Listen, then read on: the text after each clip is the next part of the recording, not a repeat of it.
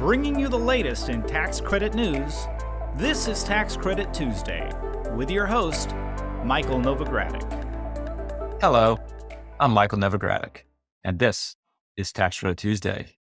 This is the October 25th, 2022 podcast. About 4 months ago, on August 16th to be exact, President Joe Biden signed into law the Inflation Reduction Act. This recently enacted law has $369 billion with a B in clean energy and renewable energy provisions. The enacted provisions of greatest interest to most of our listeners is likely the 10-year extension of both the investment tax credit and the production tax credit. That said, the legislation contains many other notable provisions, certain to be of interest to many listeners. These other provisions include allowing certain energy tax credits to be separately transferred, allowing qualified tax-exempt entities to elect to get a refund of certain tax credits in lieu of syndicating them, as well as extending the Section 45 Cap-L New Energy Efficient Home Credit, allowing developers to claim ITC on the cost of standalone storage, think batteries, and expanding the Section 48 Cap-Q carbon oxide sequestration credit. Now, beyond the extension of the ITC at 30%, subject to prevailing wage and apprenticeship rules, the new law created some bonus credits that can be claimed, if eligible, in addition to the baseline 30% ITC. There are 3 opportunities to generate bonus ITCs, and they are additive. The first is a 10% credit for certain renewable energy in low-income communities, and this 10% credit increases to a 20% bonus credit for solar installed in qualifying affordable rental housing. Now, this category of bonus credits are for smaller projects with a cap of 5 megawatts for the low-income communities and 1 megawatt for affordable housing. Also, this category of bonus credits is not an as-of-right credit. Rather, there's an annual cap of 1.8 gigawatts of capacity, and the Department of Treasury is responsible for allocating the right to claim these bonus credits. Now, the second of the 3 opportunities to claim bonus credits is a 10% credit when using domestic content that meets a minimum required amount of iron, steel, or manufactured products produced in the United States. Domestic content means United States content. And then the third opportunity to potentially claim bonus credits is a 10% credit for clean energy properties located on brownfield sites or in economically distressed sites of former fossil fuel production. We provided some initial thoughts and analysis on the Inflation Reduction Act in 2 previous episodes of Tax Credit Tuesday. Our August 23rd episode with my partner Nadine provided an overview on the Inflation Reduction Act and some initial impressions of the renewable energy provisions.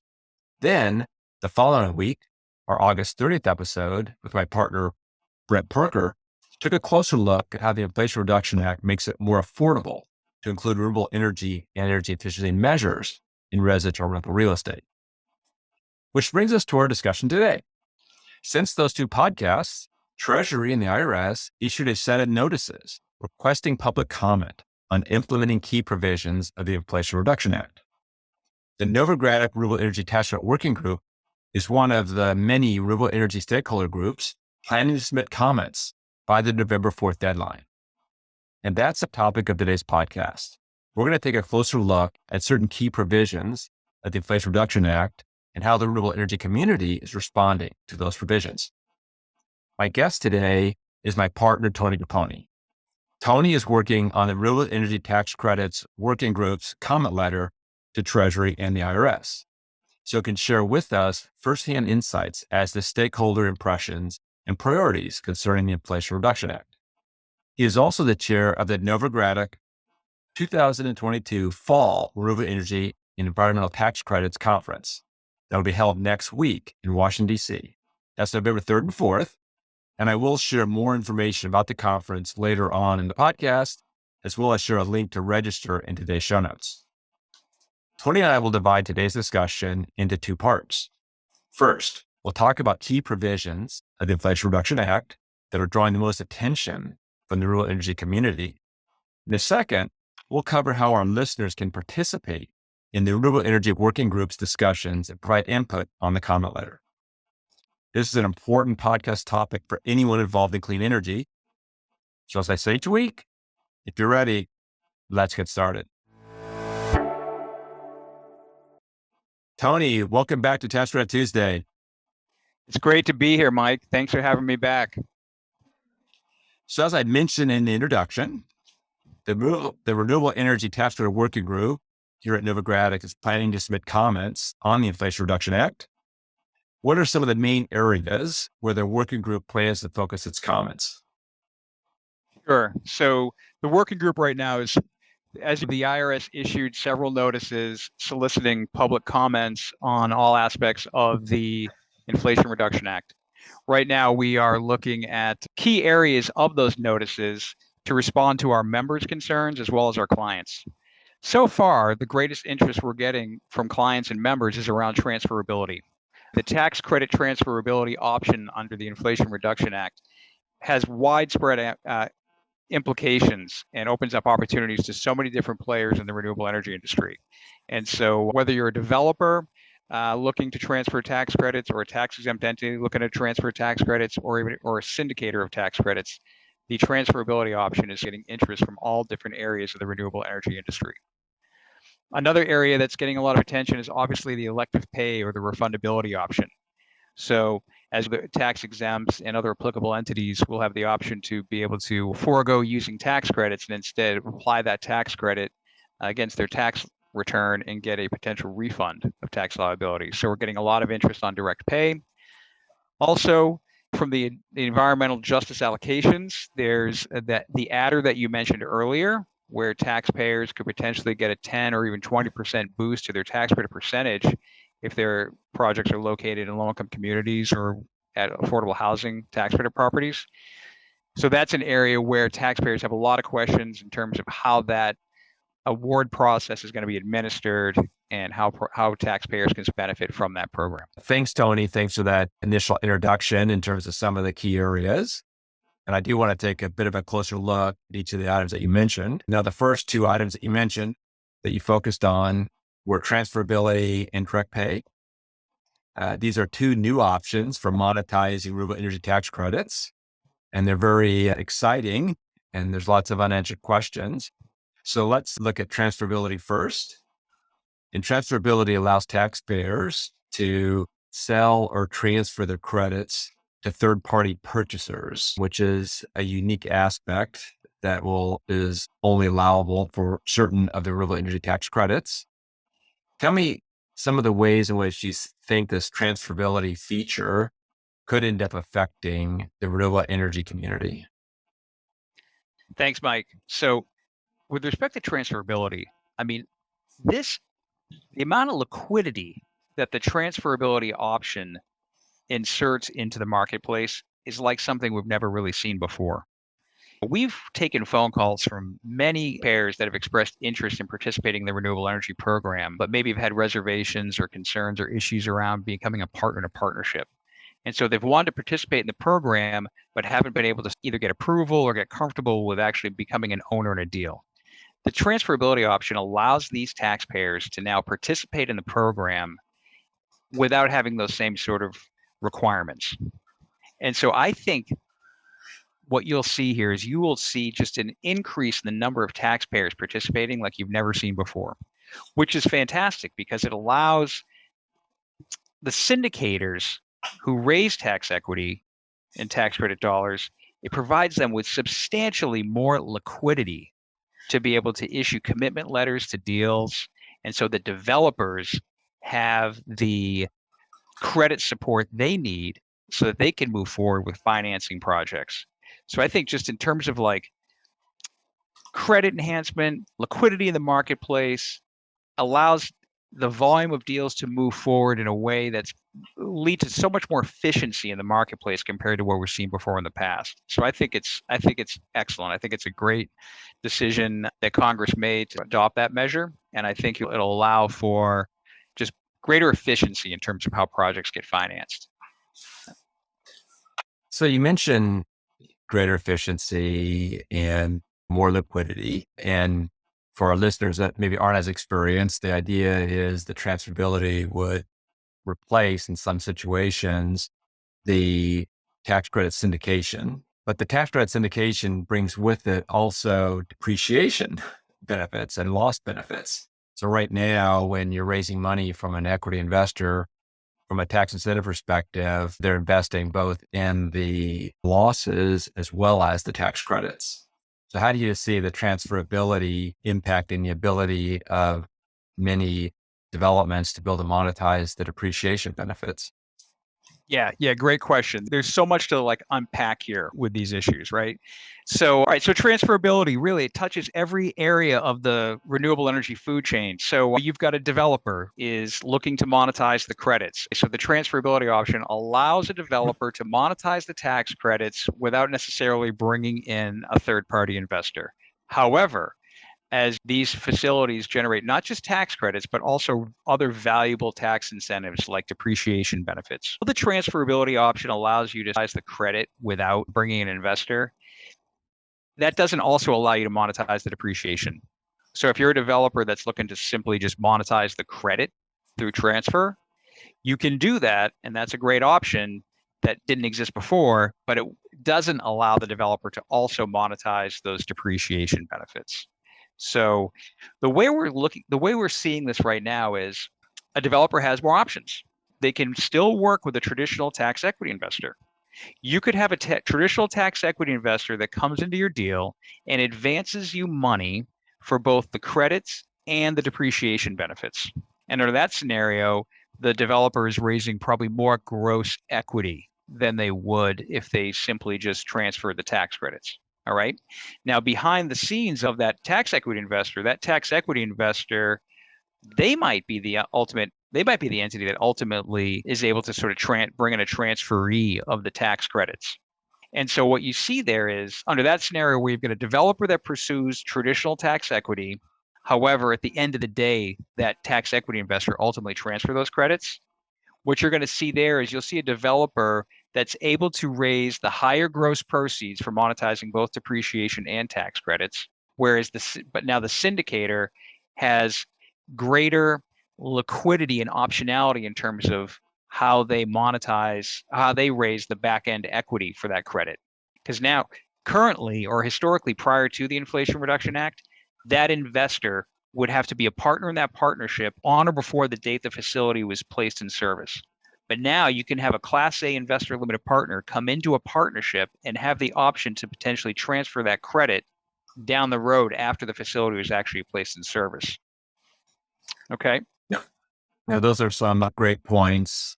And I know you're running lots of different models with lots of different structures. So if listeners Indeed. have additional ideas, please reach out to Tony because he's running a lot of different approaches or thinking about different approaches to working with the transferred credits. And as we talked about in preparing for the podcast, Tony, the example you gave is the credit being in a partnership being allocated to a partner that then transfers the credit. We'll have to wait and see if the guidance technically allows that. Hopefully it will be more flexible. Yeah, and there are a number of other questions we don't know the answer to. One is if you're an individual investor, you bought the credit, is it passive or portfolio? There are strong arguments that it's portfolio, but it's not entirely clear what the answer is. I'd also note for listeners that you can only transfer the credit once. So, that's just a tracking measure that Congress put in place to make it easier on the IRS in terms of monitoring transfers. I would also note that the entity that receives the cash for the transfer doesn't have income, and the party that buys the credit doesn't have any taxable deductions related to the transfer. Anything else you wanted to add on transferability, Tony? I appreciate you bringing up those last few comments here, right? Especially with respect to if the credits are portfolio. I also appreciate your comment about there's going to be guidance that comes out from the IRS and Treasury that clarifies the real intent of how this program is supposed to work. And so one of the things that we're doing, as you said, we're running different modeling scenarios. Ultimately, the IRS and Treasury is going to provide definitive guidance in terms of how they want this program to be implemented. But right now, a lot of our clients are saying, let's run scenarios assuming the guidance goes in this direction, and let's maybe run an alternative scenario depending on the other direction they may go in. So we're running modeling scenarios, assuming a variety of different fact patterns. Ultimately, however the guidance shakes out will be the direction we ultimately go in. Okay. Of course, and as we'll talk about later in the podcast, hence the renewable energy tax credit working group has many comments to try to help guide Treasury in how we think the statute is and should be interpreted. So now let's turn to the second focus area you mentioned, this additional way to monetize tax credits under the Inflation Reduction Act. And that is the direct pay, or as I referred to in the introduction, the refundability. This refundability to direct pay option allows cash payments to the taxpayer in lieu of tax credits. And this refundability option is for qualified tax exempt entities. So share with our listeners what you see as a significance of this direct pay or refundability option. Right, right. So it's really those smaller tax exempt entities that in the past it's been cost prohibitive for them perhaps, or it's been too complex for them to set up traditional tax equity structures. That's the segment of the industry that's really excited about this option more than anybody else. It allows them the option to forego structuring a more traditional tax equity investment and just doing a simple sort of structure where they are able to report the credit on their return and get a refund of that credit. And so they're excited about it. And I can see why, because I think that there's a segment of the marketplace that has really struggled to get access to your traditional tax equity investors. So I feel like this is a big win for that sort of smaller segment of tax exempt players. So what do you see as some of the limitations with respect to refundability and why you don't think it'll necessarily be widely and universally adopted? Right, right. Good. So, well, first of all, you have a similar issue there that you have with the transferability option. If you're a developer and you transfer your credit without using a traditional tax equity investor, you don't monetize the depreciation, right? Same thing here with the refundability option. If you're tax exempt, you don't set up that tax equity structure to bring in a third party investor, there's no real way for them to kind of monetize the value of those depreciation benefits. So that's one sort of inherent limitation of the refundability option. Another issue there is with respect to the timing and amount of what you ultimately get from Treasury. With the refundability option, you need to file your tax return in order to seek and receive that refund.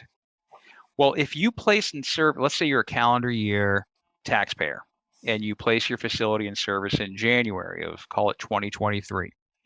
Well, if you're a tax exempt entity with extensions, if you don't file your tax return until maybe October or November of 2024, well, then you may not be getting your refund until basically 2 years following when you placed your facility in service. So there's a lot of, if you used a construction loan to finance construction, or you financed it with debt, there's a lot of carried interest there. Or even if you financed it on balance sheet, there's just a lot of time delay from when you could have monetized that credit versus when you ultimately got your refund. And then, of course, there's the issue with when you file your return and you seek that refund.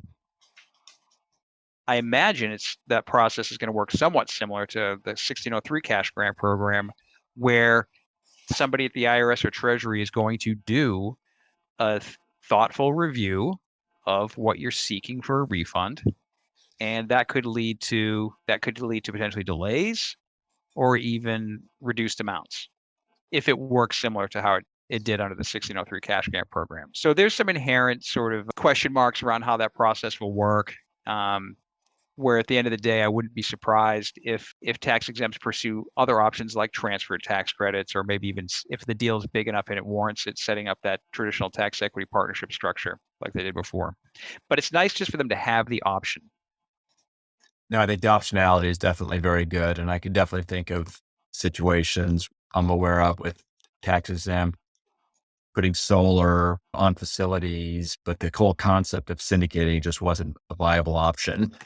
Right. The credits ended up not being used. I think your point about time value of money is particularly significant in the current interest rate environment. A year and a half ago, I might have said, how significant is the time value of money given where interest rates were? But with the 1-year Treasury at what it's at now and interest rates rising, the time value of money becomes much more significant in terms of a discount on the value of the credit. So how do you think transferability option will compare with the direct pay option in terms of use? My sense based on where we are right now, is I'm guessing that the transferability optioned out in favor of direct pay. Okay, so if you're tax exempt and you earn that credit, you've got the option to transfer that credit and monetize the credit obviously much sooner than if you were to wait until when you file your tax return. And when do you think that there will actually be transactions using direct pay or transactions that are using transferability, given that both of those, we need so much guidance from Treasury. Right. And we don't know, we know there's promises of guidance in some areas by the end of the year. Some of those promises were accompanied by the statement that regulatory guidance would be coming later, which implies the guidance by the end of this year would be regulatory guidance. And that regulatory guidance that does come out, I would presume much of it will be temporary and proposed. Temporary so you can rely on it, proposed so you have time to continue to comment on it. And if you're thinking of buying a credit without regulatory guidance, you don't really know what you're buying and if you're complying with the rules to be able to buy it. And on the refundability side, you don't know what that whole refundability process is going to be. So the ability to work that transaction now, counting on refundability, it seems like there's a lot of wood to chop, if you will, in order a lot of the comfort you have to get that you can't get until you get the guidance. So do you see the equity monetization continuing for a while until we get more guidance from Treasury in these other two areas? Yeah, I think for the most part, I think it's going to continue to be business as usual, behaving like under pre-IRA practices for the foreseeable future. Now, I do know there are parties out there that are trying to get ahead of things as much as they can by drafting agreements on what they think contractual language should look like and this and that. So folks are trying to be as proactive as they possibly can, but I'd be surprised if you see any sort of meaningful amount of transactions getting executed under the direct pay or transferability provisions anytime soon. And part of that also depends upon where one is in their development timeline. If it's a project that isn't coming online for a couple of years and the rest, you create a little bit more optionality in your planning structures versus those that are ready to start the development, the construction process this year. Yeah. We're seeing the area of the Inflation Reduction Act that you're seeing folks try to transact on the most right now is around certain adders. And I know we're going to get into adders probably in a bit here, but the adders around like if a project is located in an energy community, like on a brownfield site. Some of these adders where it might be a little bit more cut and dry, not as much to debate there. You're either in the census tract or you're not. And so we've got some clients where they closed on tax equity transactions previously, but as it turns out, their project is located on a brownfield site. And so those developers are trying to go back to their investor and say, look, I know we've got a deal, but it looks like my credits might be more now because we're in a brownfield site. Right. And so you're definitely seeing some remodeling and renegotiating around some of these, I'll call them like low hanging fruit areas of the act. Yeah. No, that's good. I'm glad you mentioned the brownfield sites, that clean energy sort of communities, that bonus. One of the bonus areas that isn't as accessible yet that you also mentioned was the environmental justice allocation. And that's the framework wherein bonus credits are available for developments in local communities, get an extra 10%, or that 10% becomes 20% if it's associated with certain affordable housing developments. These aren't available yet. There's an application process you'll have to go through that the Department of Treasury will be running. We're not sure where within Treasury. We have ideas as to a couple of areas where it could end up running, the sort of competition, if you will. But what do you see as the significance of these bonus allocations? A few things, really. First off, the industry, I think, applauds these bonus provisions under the energy justice allocations for low-income buildings and low-income areas, mainly because this is going to allow certain consumer base access to clean energy that's typically in the past been more or less shut out from clean energy. All right. So I think these bonus amounts are really critical, right? They help get access to get a certain consumer base finally gets to participate in the clean energy program where in the past have been shut out of it. So I love it. I think it helps provide a certain amount of credit enhancement to certain consumers that maybe lack a credit profile. I don't know if you know this, but in solar, when you go through the revenue underwriting for residential consumers, you typically look at credit scores, right? The credit profile of the actual customers. And for certain demographics, the credit profiles may be lacking, or they may not be at the same level as certain market-based consumers. And so I think that this energy justice allocation provision provides a certain amount of credit enhancement to a certain segment of the energy base that has been missing. So I love it from that standpoint. All right. Yeah. Now, if you are a low-income housing tax credit developer, you're so incentivized to put solar at your property. Just the way that the way the solar eligible costs also add into your low-income housing tax credit base. And so you get to raise more low-income housing credits and more low-income housing tax credit equity.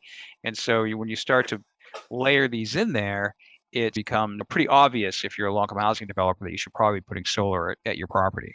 Okay, so I love it. It's makes deals, adds credit enhancement, and brings clean energy to an important segment of the population that in the past has been missing. So I love it. And I'm glad that you mentioned the fact that if you're putting solar on a low-income housing tax credit property, the eligible basis for your calculation of low-income housing tax credits is not adjusted downward. That wasn't the case before the Act, but the Act makes it clear that eligible basis was not adjusted, and that really makes solar additive. And that's why so many of our clients are now, if properties are under development, they're looking at including solar. And so we mentioned the environmental justice, this 10% and 20% low-income communities or affordable housing. And you mentioned earlier the clean energy communities or the energy communities. The third area was domestic content in terms of the adders. Is there any comment you want to make on domestic content and some of those questions? I know, my initial thought was domestic content, extra 10%. That seems good, but you have to know, is there sufficient domestic content? And it starts off at 40% domestic content. How's that measured? And to what extent will satisfying the domestic content requirements lead to higher costs? And are the higher costs worth the 10% when you're looking at it from a pure financial feasibility perspective? Yeah, no, indeed. So with domestic content, that's one area our working group is pretty focused on too. Is just trying to get additional clarity from the Treasury and IRS in terms of what qualifies for domestic content, how you do that calculation. When you look at the rules, you can really start to peel back the onion, so to speak, and it's just like one question after another. So there's a lot of guidance needed there to really help taxpayers figure out how to satisfy the domestic content provisions. Like one question we have is, how will that developer profit be measured with respect to satisfying the domestic content provisions? And that's just one example, but there's a lot of just areas of domestic content that need to get sorted out. So we could spend a lot of time talking about the three areas we've talked about so far, but let's sort of move on to another area that we could put a lot of time talking about as well. And that's and it's also an area I should note that the working group I know is planning on commenting on as well. The Inflation Reduction Act provides tax credits for a variety of new technology. And there are certain technologies that our clients, I presume, are more interested in than others. So what are the technologies that our clients are most interested in that ITC has been expanded to?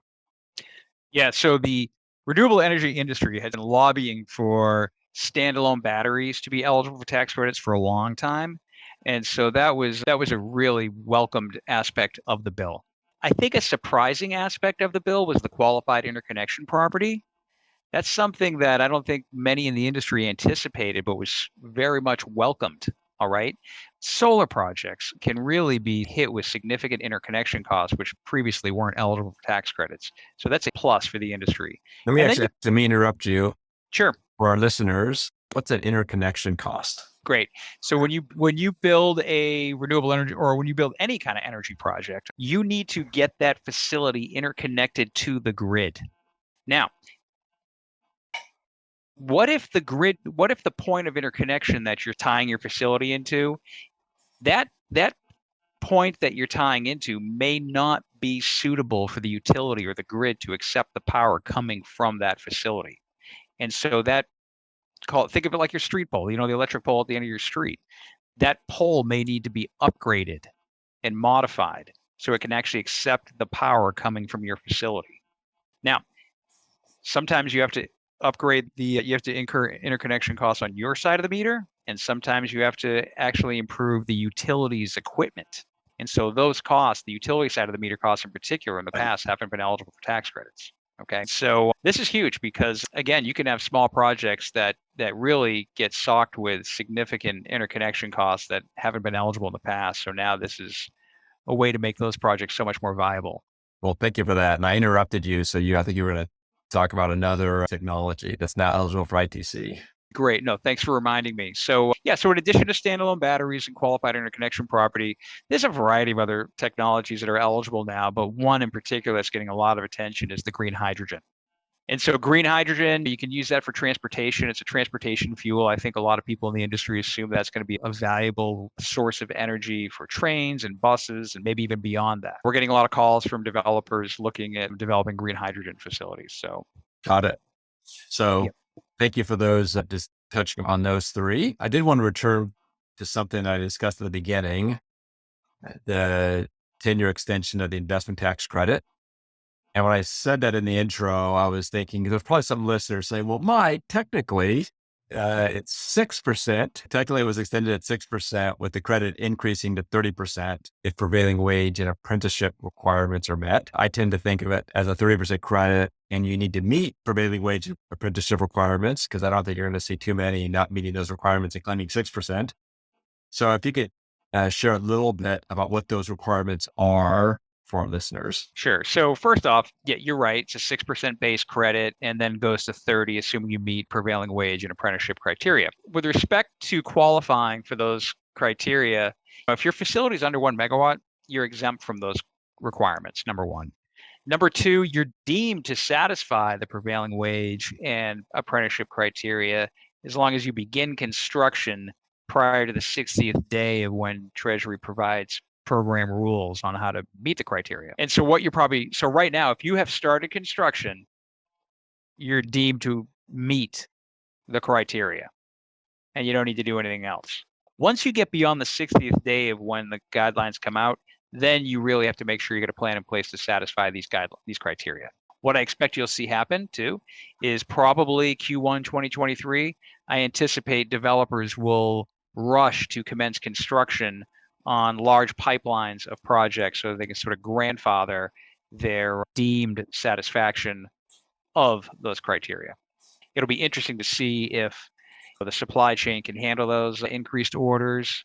And it'll also be interesting to see if the rules that we've had to date on commencing construction stay the same, or if the IRS and Treasury will modify existing rules on how to prove that you commence construction. Great. Thank you for that. And one of the questions that we've talked about at prior renewable energy tax credit conferences, and I know you'll talk about at the upcoming conference, is what happens if a development is found to not have satisfied the prevailing wage requirements or the apprenticeship requirements. And the concerns were naturally that if you failed to satisfy these, if it meant you weren't eligible for the credits, then that would be a pretty substantial penalty provision. It would really affect the equity investor market. And fortunately, that's not the penalty. So maybe you could describe what the penalty is if it were to turn out that you didn't meet the prevailing wage requirements or you didn't meet the apprenticeship requirements. Right. Great. So let's say a taxpayer didn't pay their laborers the prevailing wage. They would have to make them whole.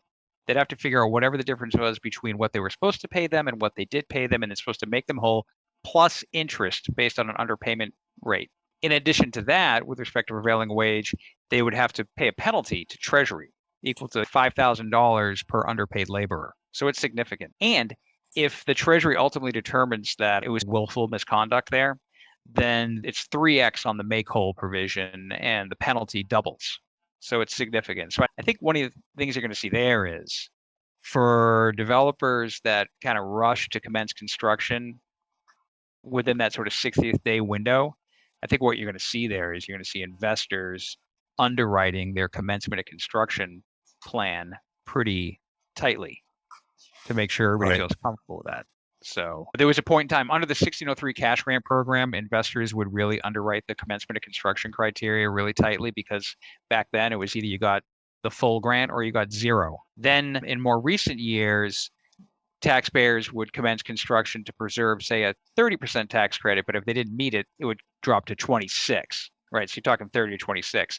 So Right. during that time period, the commencement of construction criteria wasn't really being underwritten that tightly, all right? Because it's not like a make or break Right. sort of difference. I think now with this year, you're going to see investors go back to wanting to see really carefully and well documented commencement of construction support. Got it. So, yeah. And with the apprenticeship criteria, if you fail to meet the apprenticeship criteria, you pay Treasury a penalty equal to basically $50 multiplied by every hour that wasn't complied with. And again, if there's intentional disregard, then the penalty goes from $50 per hour up to $500 per hour. So the penalties are stiff. I think it's important to point out that the penalties are stiff. So I do think the penalties will be effective at ensuring compliance. But that being said, the fact that you don't go from a 30% credit to a 6% credit is really helpful because you take those issues away from the investor knowing they're going to get the credits or not to the economic cost to the development itself.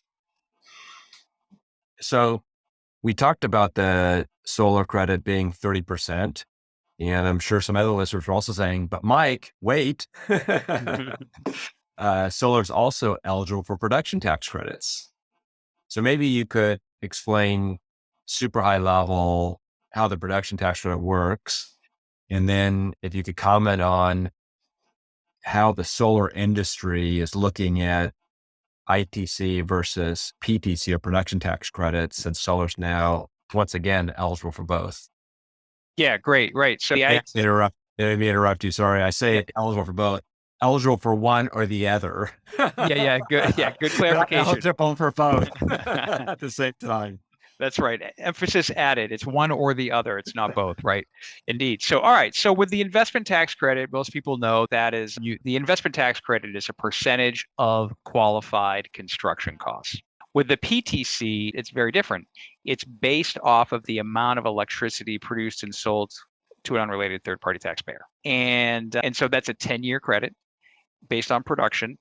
All right. Whereas the ITCs earned all up front. You place it in service and you generate that credit on day one when it's placed in service, whereas the solar PTCs over time as electricity is produced. The way developers will evaluate which is the better option is if you've got a solar project in a high sun producing state and the construction costs are lower, then that usually tips the scales in the direction of the PTC. If it's a high capital intensive area and the sun isn't as strong, then it sort of leans you more in the direction of the ITC. Okay. From a developer's perspective. All right. From an investor's perspective, you might like the PTC more because it doesn't bring with it the same recapture risk that the ITC does. When you generate the ITC, that's subject to a 5-year tax credit recapture period. The PTC is not subject to that same recapture exposure. And so from an investor standpoint, and especially with respect to transfer tax credits, I could see investors favoring the PTC. And then lastly, regulated utilities, if they're looking to own solar facilities, it might be easier now for them to do so with a solar PTC asset than an ITC asset. Great. Thank you. And now that we've covered some of the major areas of interest in the Inflation Reduction Act, let's talk about the Renewable Energy Tax Credit Working Group's planned responses and how listeners can provide input. Maybe start by saying how the group's organized in some of the near-term goals versus the longer-term goals. Excellent. Great. So our Renewable Energy Working Group right now is primarily focused on responding to the IRS's notices soliciting public comments on the Act. And our group is really comprised of 6 subcommittees. Those subcommittees are broken down by major theme within the Inflation Reduction Act. And so those themes include transferability, direct pay, new eligible costs and technologies, bonus amounts and adders, PTCs, and the minimum tax. And so each subcommittee is headed up by a different Novogradac partner, and then they're supported by various members and other members of Novogradac internally. And so they help the group draft comments back to Treasury with respect to these notices. And the group meets. Right now, we're meeting twice a week, Wednesdays and Fridays, up until November 4th. We'll submit comments then on kind of our highest priority items. And then beyond that, we will continue to monitor how the guidance is unfolding with the IRS and Treasury. We will work to hopefully meet with the IRS and Treasury to discuss these topics more closely and really serve to the working group's real purpose is to try to do what the other working groups in Novogradac does, which is to be that leader voice in the industry on behalf of its clients, its members, and other industry stakeholders to help take these new laws and turn them into actionable initiatives to help projects get built and financed. So thank you for that. And as you mentioned, that the working group has a broad range of areas that it's going to be focused on. Obviously, right now, it's pretty intensively on getting comments into Treasury in the areas that we've discussed so far in a bundle of other areas. Also, as Treasury does start to come out with guidance, we do expect that the Renewable Energy Task Force Working Group will be generating some recommended practices. Because one of the questions is going to be, even when we do have IRS guidance, how is that guidance get interpreted? How do you document interpretation, things of that nature? And there'll be a number of recommended practices that a number of sponsors, developers, and the like will want to follow. And the real purpose behind recommended practices is to travel as a herd. And that's one of the benefits of the working group itself is everyone is chatting about different issues and getting on the same page in terms of different interpretations. And then as we develop recommended practices, you can take comfort in knowing that a large number of your peers are viewing it in a similar fashion. So, Tony, I want to thank you for joining us. And I do encourage our listeners to reach out to you. So, listeners, please reach out to Tony with any specific questions or any input you have. I will include Tony's email in today's show notes, which will be posted with this episode at www.novoco.com/podcast. And if you want to meet Tony in person, I'd encourage you to register for the Novogradac 2022 Fall Renewable Energy and Environmental Tax Credits Conference. And that is coming up next week, as I noted in the intro, November 3rd and 4th, Thursday and Friday in Washington, D.C. I will note we already have more than 400 attendees registered. So be sure to go online, register, and save your spot as soon as you can. During the conference, we will have several sessions, as you can imagine, dedicated to the Inflation Reduction Act. We will have a Washington Report panel. We also have a panel on how the Inflation Reduction Act is affecting the tax equity investment marketplace and lots of other hot topics.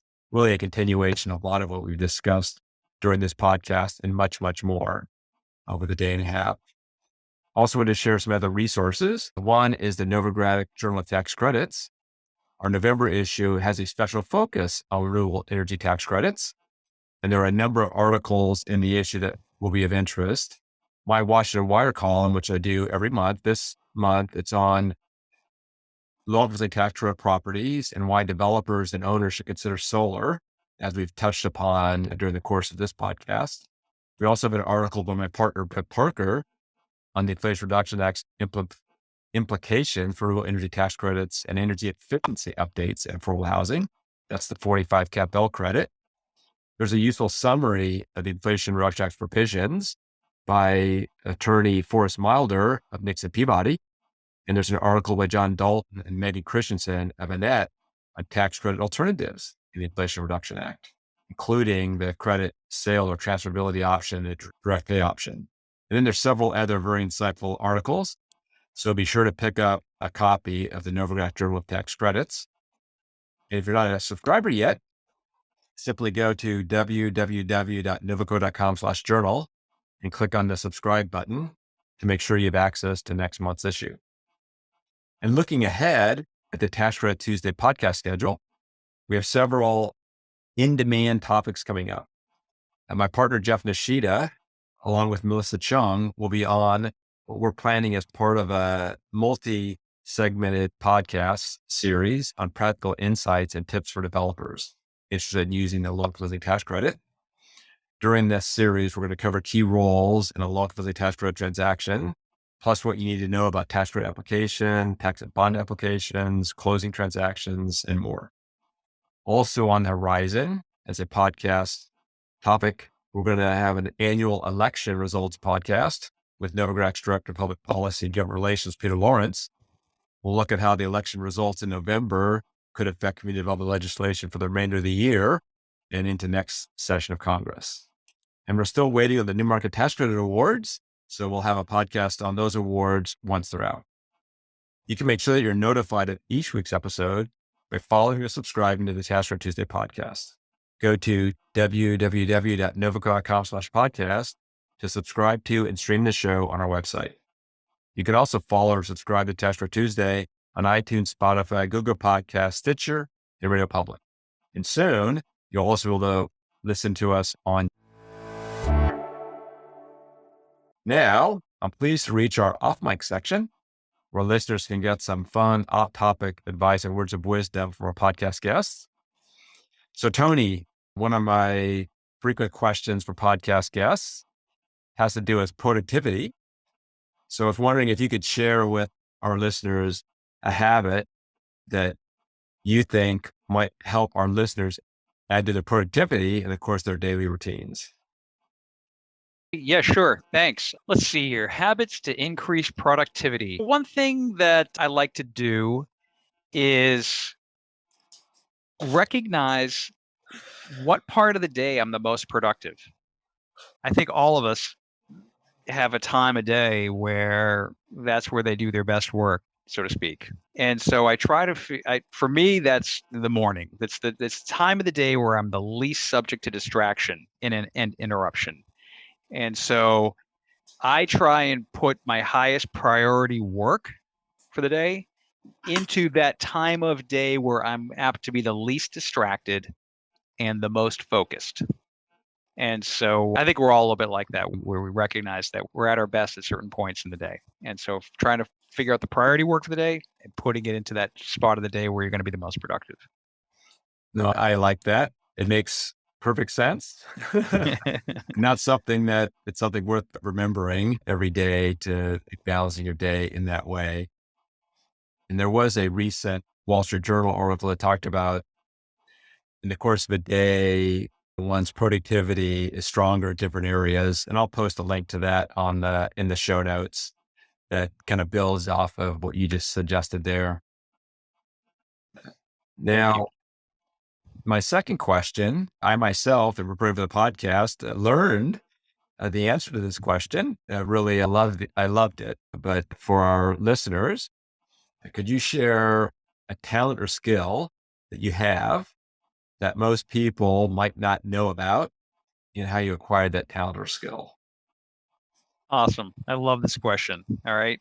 So yeah, and I didn't realize that you didn't know about this previously. So it was fun to sort of open up to you about this hobby. So I am a hobby songwriter, and I know some of my clients know that and coworkers. Not everybody may be aware of that. And so what that means is I basically write songs. And if I like them, if I like the way they're coming out, I'll take them into a recording studio and have them demoed and try to get them as radio quality as I possibly can. And I don't do it a ton. It's a hobby. It's not a full-time sort of thing, but it's a nice little outlet from the day-to-day corporate America type of job. And it's just a ton of fun. So I've gone to Nashville a bunch of times to record songs and been able to work with extremely talented artists.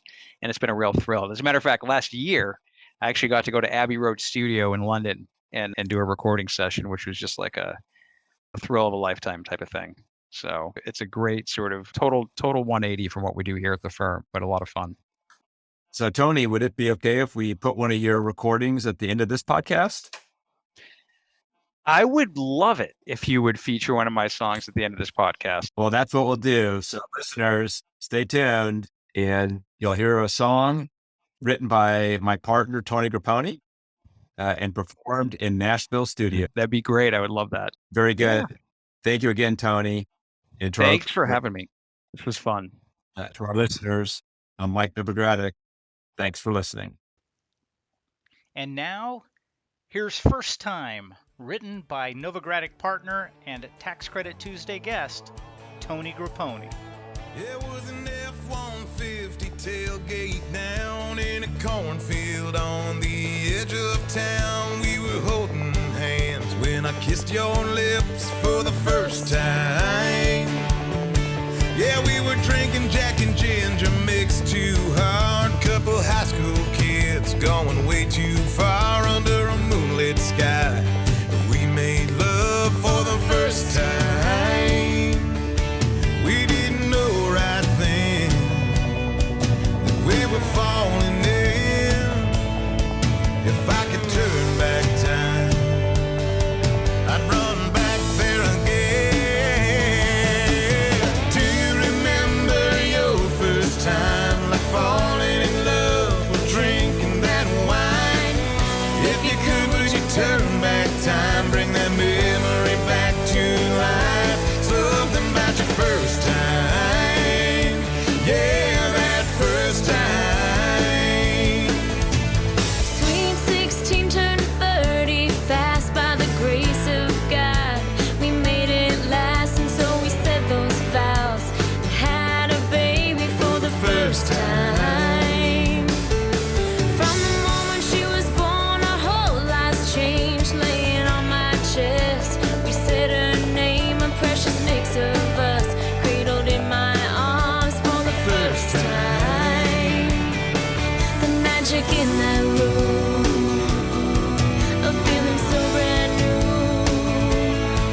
If I could turn back time, I'd run back there with you, yeah. Do you remember your first time, like taking that leap and making new life?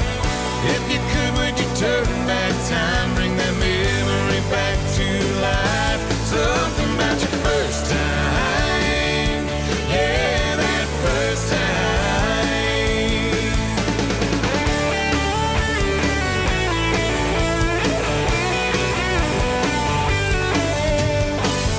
First car, driving crazy. First flight, kinda scary, the memories you make for life on those first times. Do you remember that first time, like facing your fears and reaching new heights? If you could, would you turn back time, bring those memories back to life? Do you remember your first time, like finding yourself and freeing your mind?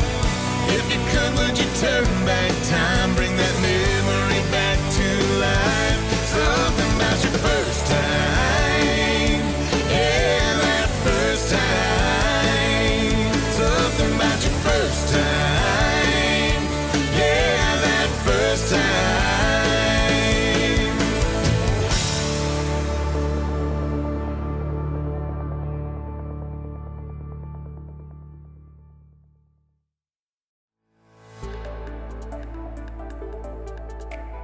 This weekly podcast has been brought to you by Novogradac & Company, LLP. Archived podcasts are available online at www.novaco.com/podcast or by subscribing to the Tax Credit Tuesday podcast in iTunes. You can find related links referenced in this podcast in our show notes at www.novaco.com/podcast. Novogradac & Company, LLP is a national certified public accounting and consulting firm with offices nationwide. Learn more about our professional services at www.novaco.com.